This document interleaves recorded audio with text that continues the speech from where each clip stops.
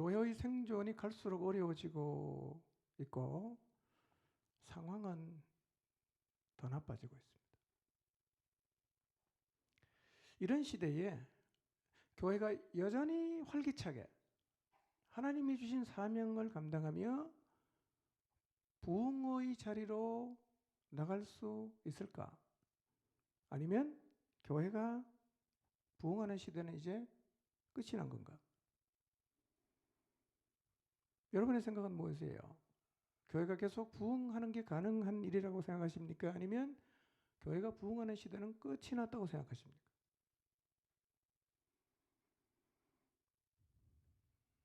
그런데 지금 우리가 경험하고 있는 환경보다 훨씬 더 나쁜 환경에서 아주 활기차게 사명을 감당했고 놀라운 부흥을 경험했던 교회가 있습니다.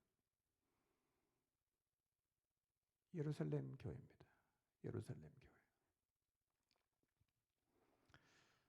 잘 아시는 것처럼 예루살렘 교회가 이 땅에 처음 세워졌을 때 이 세상의 교회는 딱 하나밖에 없었습니다. 딱 하나. 예루살렘 교회. 그런데 이 하나밖에 없는 교회를 없애버리려는 사람이 나라의 권력을 잡고 온갖 방법을 동원해서 이 교회를 없애려 했습니다. 당연히 예루살렘에 살고 있는 사람들도 교회를 좋은 시선으로 바라보지 않았어요. 이단자들. 그래서 성령이 땅에 처음으로 오셨을 때 모였던 제자들이 알아들을 수 없는 방언도 했고 또 그들이 방언했는데 각지에 몰려든 사람이 자기들의 언어로 들었어요. 놀라운 일이에요. 그때 예루살렘에 살고 있던 사람들의 반응이 뭐냐? 저 사람들 술 취했다. 이렇게 말했어요. 술 취했다. 시선이 좋지 않았어요. 그런데 놀라운 일이 뭐냐? 이렇게 어려운 상황 속에서 단 하나밖에 없던 이 예루살렘 교회가 사라진 게 아니라 도리어 사람들이 그 교회로 몰려왔습니다. 놀라운 일이에요. 하나밖에 없는 교회를 권력을 잡고 있는 사람이 조직적으로 없애려고 했다면 이 예루살렘 교회는 사라져도 진작 사라져야 하는데 이 예루살렘 교회는 없어지지 않았어요. 없어지지 않았을 뿐만 아니라 120명으로 시작했는데 3,000명이 되고 5,000명이 되고 사도행전 15장에서 야고보 이 얘기를 들어보면 우리 중에 믿는 자가 수만 명이 있다 이렇게 얘기를 합니다. 도대체 무슨 일이 있었던 걸까? 이 예루살렘 교회는 오늘 우리 시대의 교회와 어떤 차이가 있기에 이 엄청난 모습을 보여주었을까요? 우리와 뭐가 달랐을까요?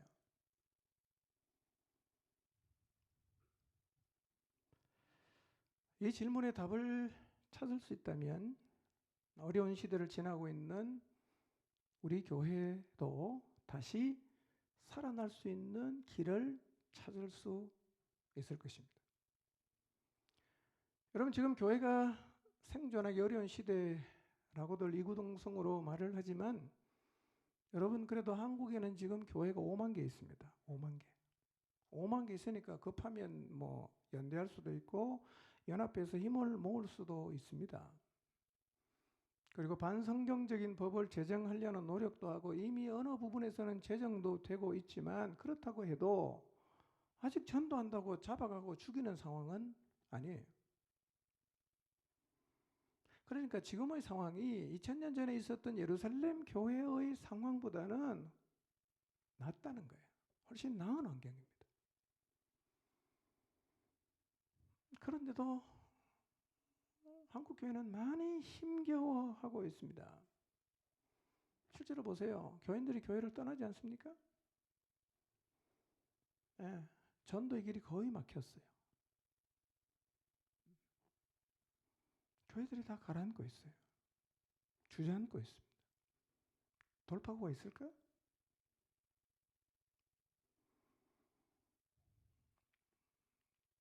이런 상황을 겪으면서 사람들은 이렇게 생각해요. 환경이 어렵기 때문에 교회가 이렇게 어려움을 당한다. 그래서 이 환경이 바뀌지 않는 한 교회가 다시 일어설 수 없을 것이다 라고 생각을 하는데, 과연 상황이 전부일까요? 물론 우리가 겪고 있는 상황이나 환경이 일정 부분 영향을 주고 있는 것은 부인할 수가 없습니다. 그러나 예루살렘 교회가 극심한 핍박과 박해와 반대에도 불구하고 활기찼어요. 전도가 됐습니다. 사람들이 교회로 몰려왔어요. 그 상황과 상관이 없이 하나님이 세우신 교회는 그 교회의 사명을 감당하는 게 충분히 가능하다는 거예요. 우리 시대도 똑같습니다. 아멘입니까? 똑같아요. 똑같아요.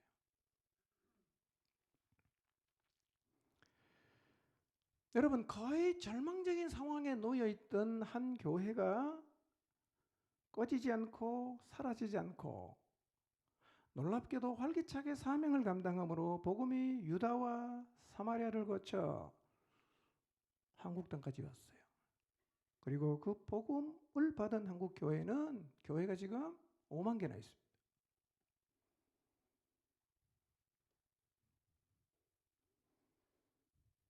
도대체 비결이 어디에 있는 것일까? 사회적인 분위기가 그렇게 교회를 향해서 적대적이었는데 어떻게 사람들이 교회로 몰려왔을까요?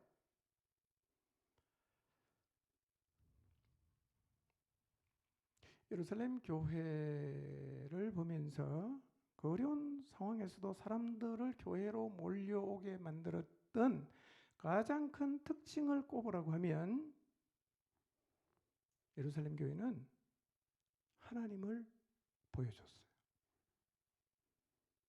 예루살렘 교회는 사람들에게 하나님을 보여줬습니다.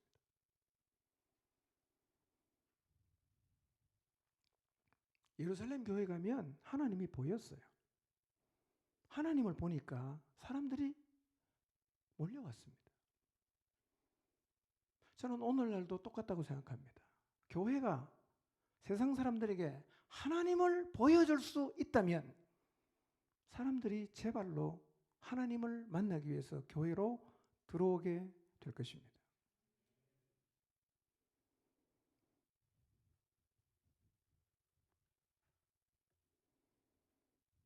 하나님을 보여줘야 돼요.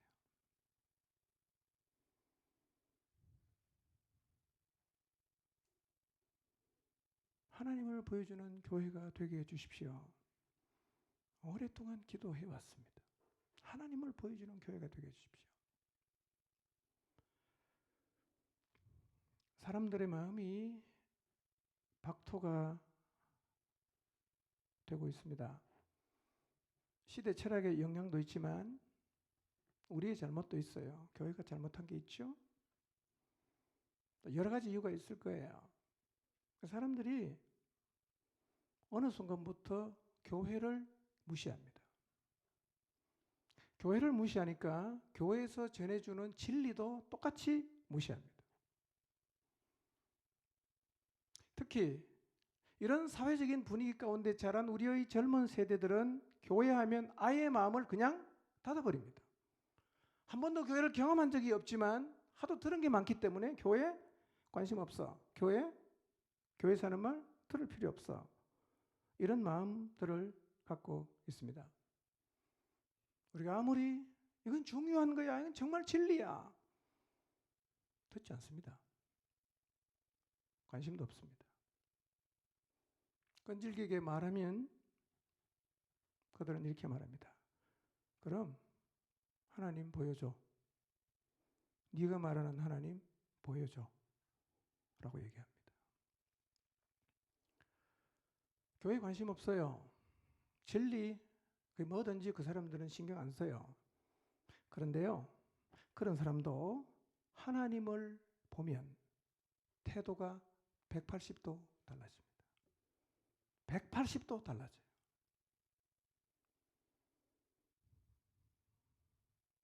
교회에 대해서 적대적이었던 사람, 좋지 않은 생각을 갖고 있었던 예루살렘 사람들이 예루살렘 교회가 하나님을 보여주었을 때 교회로 막 몰려왔던 것과 똑같은 거예요. 똑같은 거예요. 이제 교회는 하나님을 보여주어야 합니다. 물론 하나님을 모습으로 보여줄 수는 없어요. 사람들이 하나님 보여달라고 말을 하지만 그들의 말도 눈으로 하나님이라는 존재를 보게 해달라는 의미는 아니에요. 가끔씩 억지를 부리긴 하지만 그들의 진심은 이거예요. 교회를 보면서 하나님이라는 분이 계신다는 것을 느끼고 싶어 합니다. 성도들을 보면서 저 사람 보니까 하나님 진짜 살아계시는 건 맞네 라는 것을 보고 싶어 하는 거예요.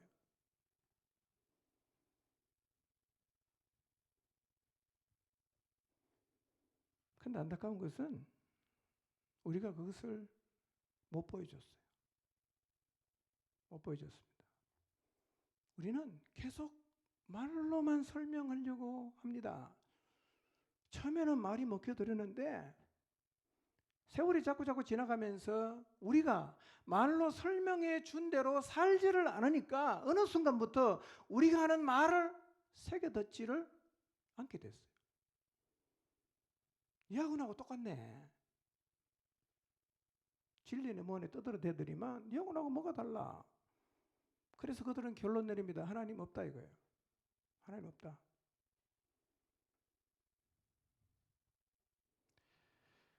그래서 물론 복음은 말로 전해야지요.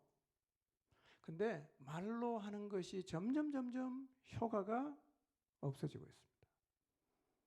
우리가 말을 하면 그들은 말에는 별로 관심이 없어요. 나를 설득하려고 하면 그 하나님이 계신 것 보여줘 라고 얘기를 해요. 우리는 우리의 삶을 통해서 하나님을 보여주고 있을까요? 여러분의 가족에게, 여러분 학교 친구들에게, 직장 동료에게 하나님을 보여주고 계시나요?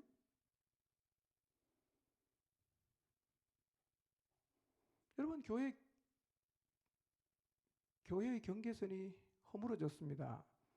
신자와 불신자의 경계선이 없어요. 왜냐하면 똑같아졌습니다. 예수님 믿는다고 다른 게 하나도 없어요. 거의 똑같습니다. 죄 짓는 것도 똑같고 이기적인 것도 똑같고 똑같아요.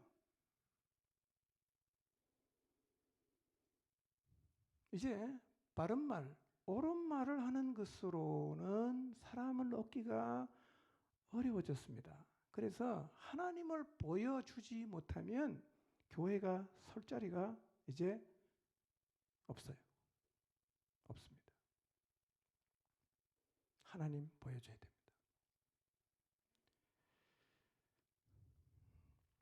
누구든지 누군가의 초대를 받아 교회를 나와 예배를 드리면 하나님이 깊이 느껴지고 그렇게 불안했는데 물밀듯이 밀려오는 하나님의 평강을 경험하고 이유를 알 수 없는데 그냥 눈에서 눈물이 흐르고 그렇게 공허하고 허전했던 마음이 채워지고 그런다면 하나님께로 나가고 싶은 마음이 생기지 않겠습니까?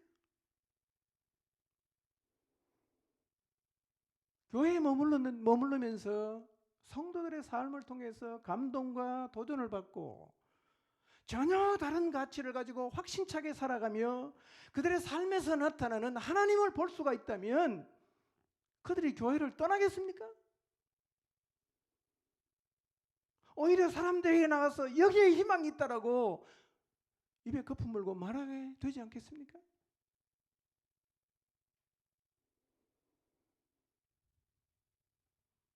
우리가 지금 그걸 잘 못하고 있는 거예요.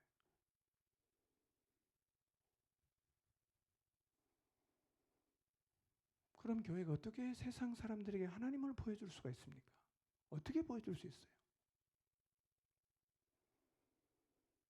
하나님을 보여주는 것만이 저는 이 시대 교회가 살 수 있는 유일한 길이라고 생각합니다. 이거 못하면 교회는 교회의 존재의 목적과 사명을 감당하기가 이제는 정말 어려워졌습니다. 우리가 하는 말 관심 없어요.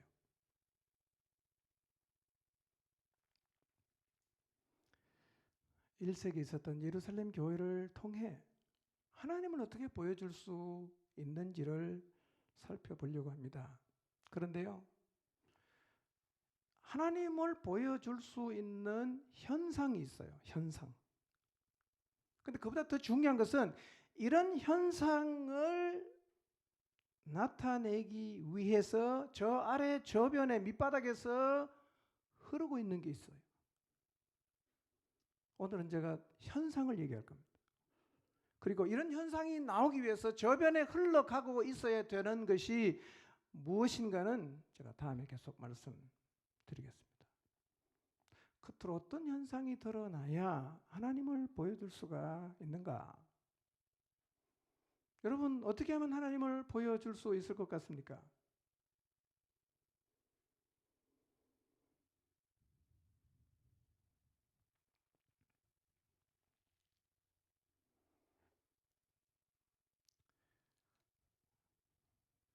몇 가지 중에 오늘은 두 가지만 말씀드리겠습니다. 첫째, 하나님을 보여준 예루살렘 교회의 가장 특징적인 것이 뭐냐면 예루살렘 교회는 하나님 말씀에 순종했어요. 순종.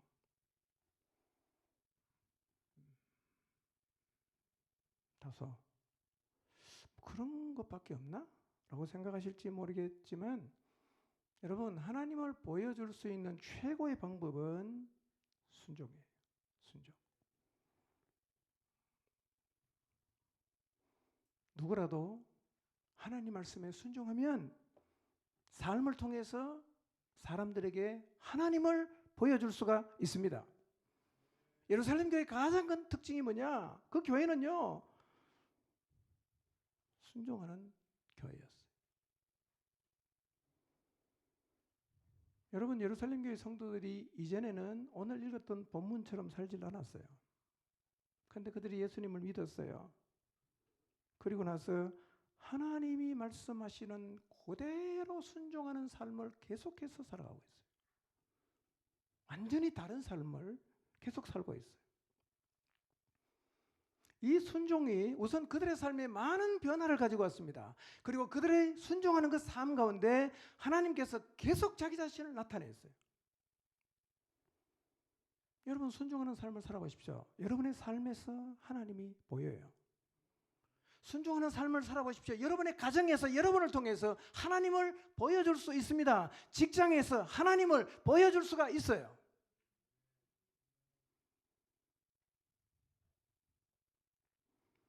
(42절) 말씀 보면 예루살렘 교회의 성도들이 교제하고 떡을 떼고 기도하기를 힘썼다라고 표현을 하고 있어요. 교제에 힘썼습니다. 떡을 떼기에 힘썼습니다. 기도하기에 힘썼습니다. 모이는 데 힘썼습니다. 힘썼다는 거예요. 순종을 힘썼다는 얘기입니다.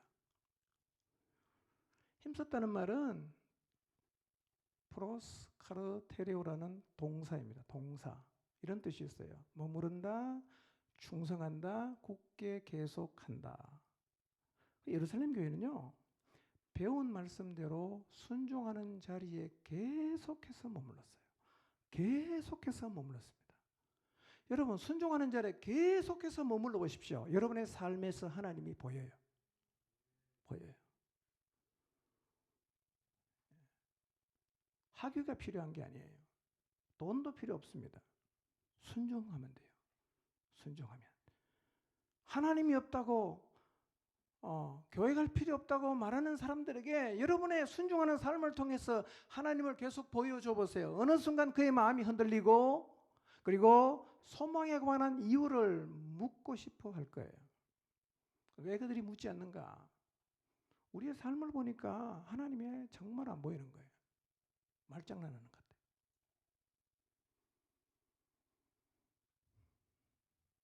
여러분, 모든 교회가 다 이랬던 게 아니에요. 에베소 교회를 보세요. 처음 행위 잃어버린 교회예요. 순종이 사라졌다는 얘기죠. 4대 교회를 보세요. 온전한 순종이 없어졌어요. 라우디게아 교회를 보세요. 차지도 덥지도 않았습니다. 그래서 여러분 날에 미지근한 물 마시면 확 뱉어내고 싶죠? 그거예요. 순종을 잃어버린 교회는 하나님을 보여주지 못했고 그러다가 다 끝이 났어요.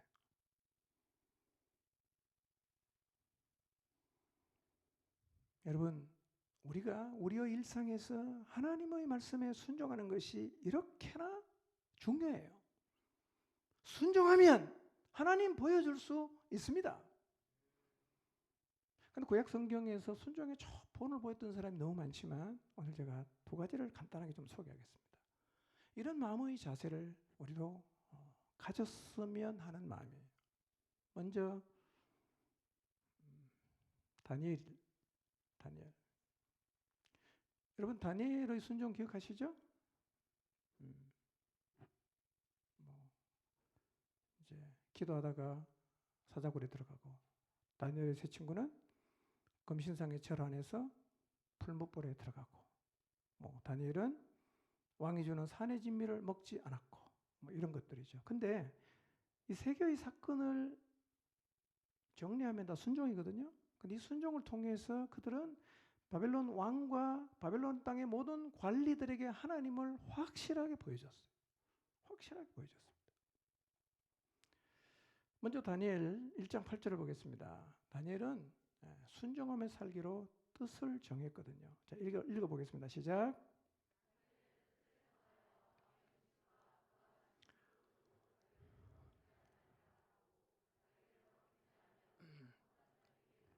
네.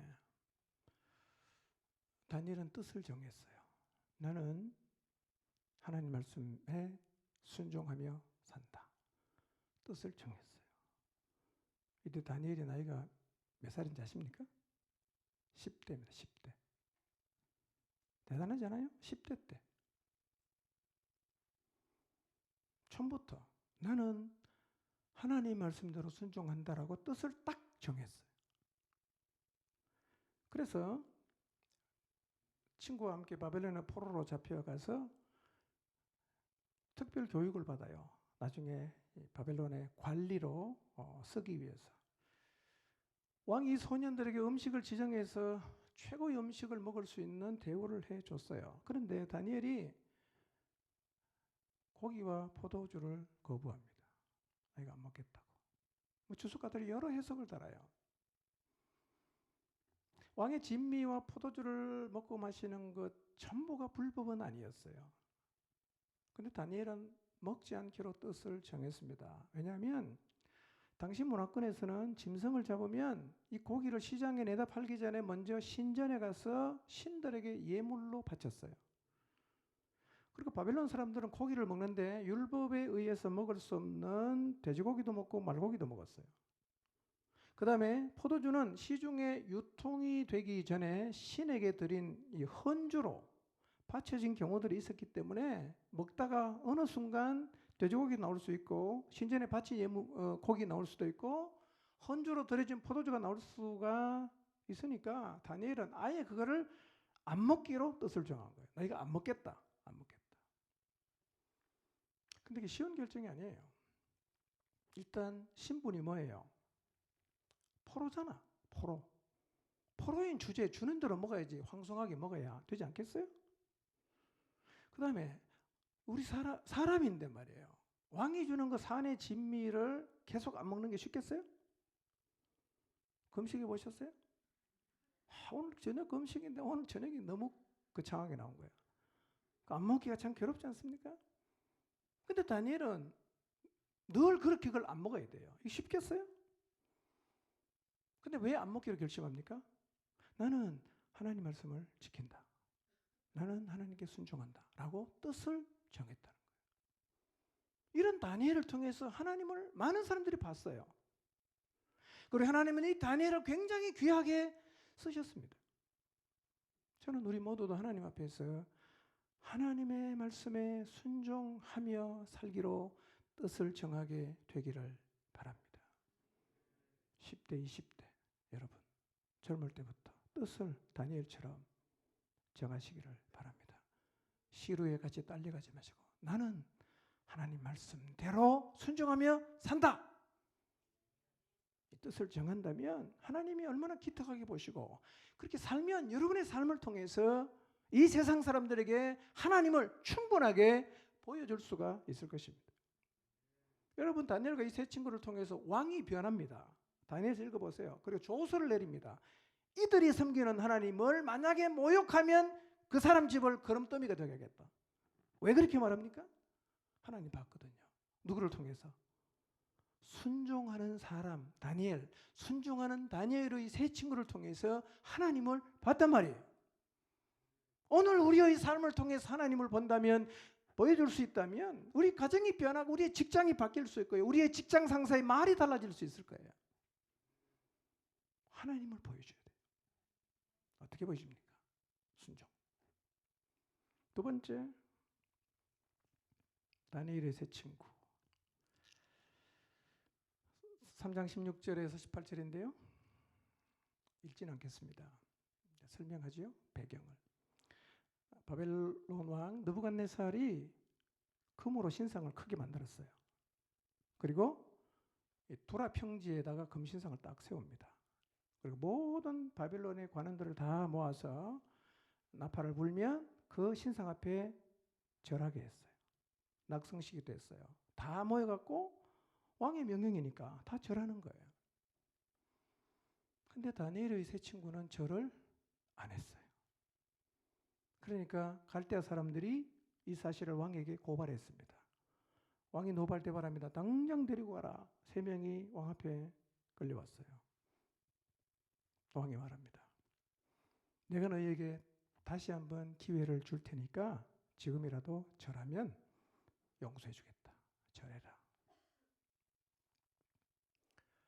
이때 세 친구가 이렇게 대답해요. 우리는 이 일에 대하여 왕에게 대답할 필요가 없습니다.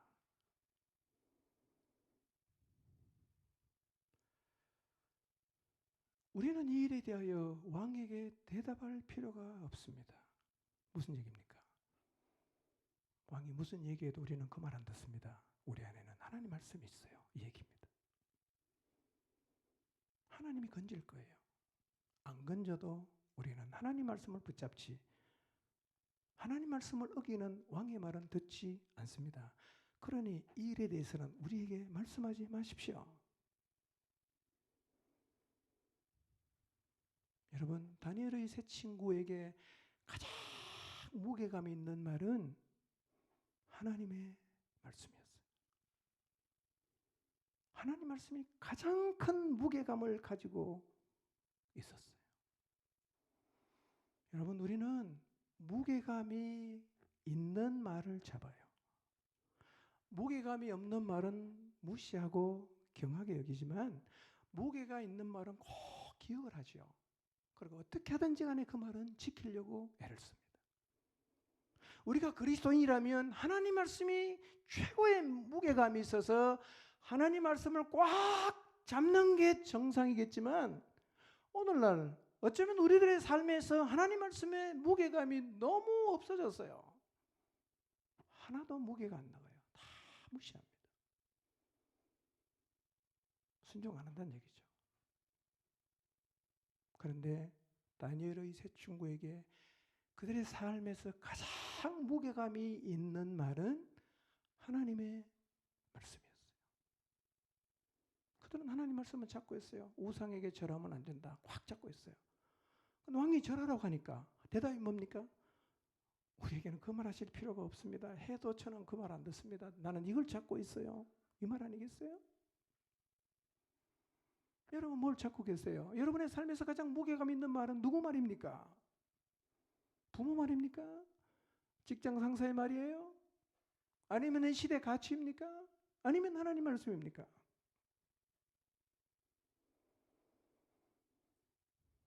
하나님 말씀의 무게감이 너무 대단해서 왕의 말도 이 3명의 친구에게는 매우 가벼운 말이었습니다. 안 들었어요. 안 들었어요. 이런 순종을 한 세 친구 삶을 통해서 하나님이 나타났잖아요. 왕이 화가 났어요. 평소보다 7배나 풀무불을 뜨겁게 하고 던졌습니다. 던져 넣는 사람이 타 죽었어요. 그럼 들어갔어요. 근데 가만히 보니까 이 벗은 몸으로 4명이 왔다 갔다 하는 거예요. 분명히 3명을 던졌는데. 왕이 깜짝 놀랐습니다. 그리고 풀무불 앞에 가서 3명을 불러내요. 근데 나왔는데 보니까 거름 냄새도 안 나요. 왕이 누굴 봤습니까? 하나님 봤어요. 하나님 봤어요. 완전 반전이. 순종은 세상 사람들에게 이 세상을 향해서 하나님을 보여줄 수 있는 최고의 방법이에요.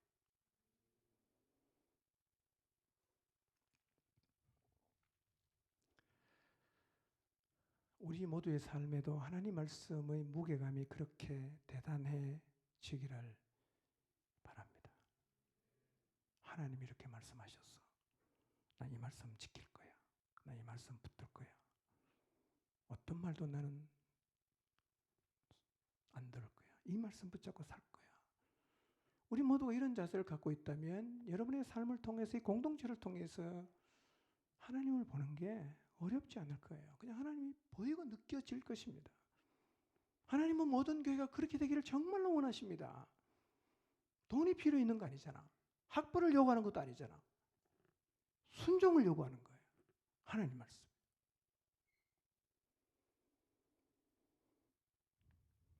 순종이 이렇게 중요해요.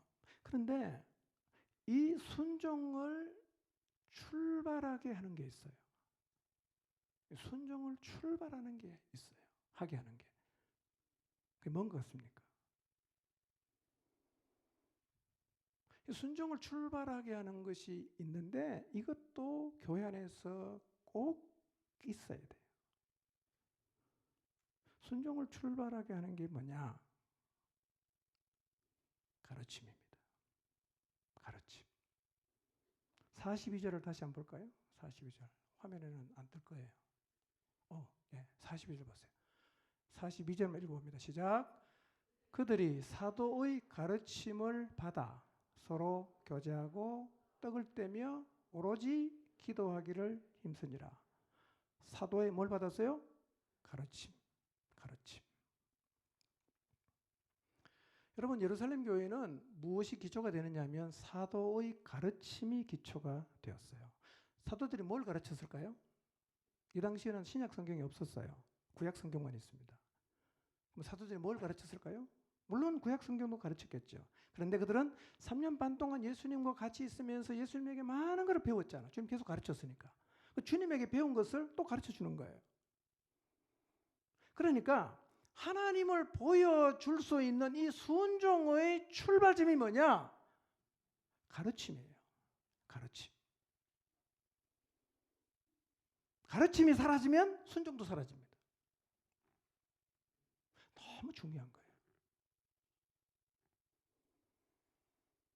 그래서 하나님을 보여주려고 하면 우리는 하나님 말씀을 가르쳐야 됩니다. 열심히 가르쳐야 됩니다. 그리고 배워야 됩니다. 사도행전을 보면 예루살렘 교회의 지도자들이었던 사도들은 진짜 열심히 가르쳤어요. 자, 사도행전 4장 2절 한번 볼까요? 읽습니다. 시작.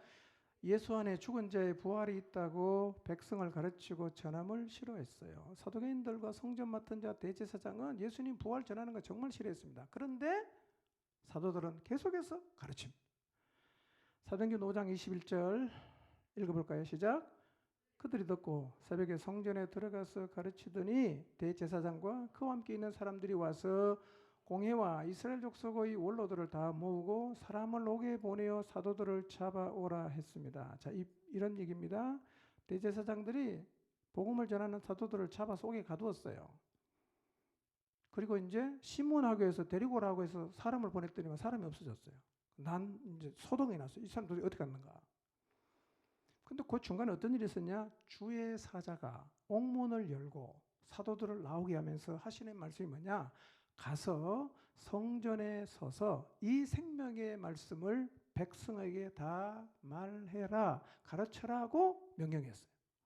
그리고 사도들은 순종해서 감옥에서 풀려나서 뭐 도망가야 되는데 도망을 안 가고 새벽에 성전에 가서 백성들을 가르치고 있었어요. 자, 천사가 누구의 의중을 전했습니까? 하나님 의중을 전했겠죠. 그러면 하나님이 옥에 갇힌 사람 나오게 해갖고 고작시키는 일이 뭐냐? 어쩌면 우리는 별로 중요하게 생각하지 않은 일일 수 있어요. 생명의 말씀을 백성에게 가르치는 일을 시켰어요. 그러니까 이 말은 하나님은 가르치는 일을 너무너무 중요하게 생각하십니다. 너무너무 중요하게 생각했어요. 교회 안에는요, 이 가르침이 사라지면 안 돼요. 끊임없이 가르쳐야 됩니다. 자, 사도행전 6장 4절을 보겠습니다. 읽습니다. 시작. 우리는 오로지 기도하는 일과 말씀 사역에 힘쓰리라. 헬라파 과부, 히브리파 과부의 구제의 공평성의 문제를 삼고 분란이 일어났어요. 이를 통해서 교회 안에 집사들을 세우게 되지요. 그리고 사도들이 이렇게 말합니다. 우리는 오로지 기도하는 일과 말씀 사역에 힘쓰겠다. 이 말은 사도들의 우선순위가 기도하는 일과 말씀을 가르치는 일임을 다시 한번 확인하는 거예요. 그래서요, 하나님을 보여주는 교회가 되려고 하면 뭐가 살아나야 되느냐? 성경을 가르치는 일이 살아나야 됩니다. 이게 안 살아나면 그 뒤는 없는 거예요. 세 가지는 붙어 있습니다. 가르치고 배우고 순종하는 것은 한 묶음이에요. 이게 선순환이 계속돼야 됩니다. 이 선순환이 계속되면 하나님 보여주는 역사들이 계속 경험하게 되는데 가르치는 게 딱 사라지면 그 뒤가 없어집니다. 그러니까 교회 안에서 성경을 가르치는 일이 사라진 것은 매우 큰 문제입니다. 목장 안에서 성경을 가르치는 일이 사라지는 게 매우 큰 문제예요.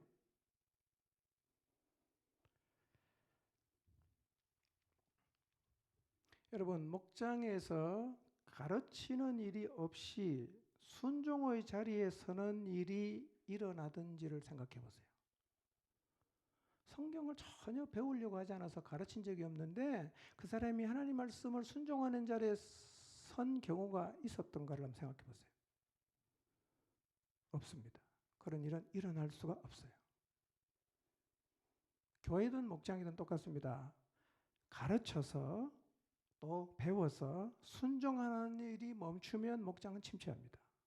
반대로 이 흐름이 지속이 되면 반드시 살아나요. 그리고 하나님을 보여주는 교회가 되고 목장이 됩니다. 저는 이것을 계속 보고 있어요. 이렇게 보면 열심히 가르치는 목장에서는 순종이 있어요. 하나님이 계속 보여요. 근데 가르치는 걸 아예 접어놓은 목장을 보면 아무 일도 안 일어납니다. 아무 일도 안 일어나요.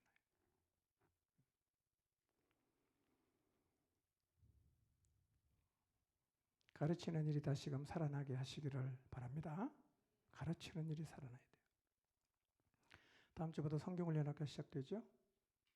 이 자리에 다 나오셔서 하나님 말씀을 배우시길 바랍니다. 그리고 배운 말씀대로 순종하는 자리에 서시기를 바랍니다.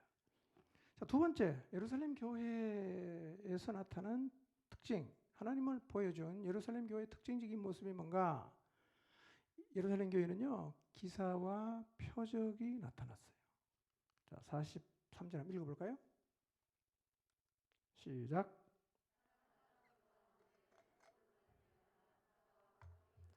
네, 사도들을 통해서 기사와 표적이 많이 나타났는데 구체적으로 사도행전 5장 12절에서 16절을 보면 좀 구체적인 서술이 있는데요. 한번 읽어보겠습니다. 시작.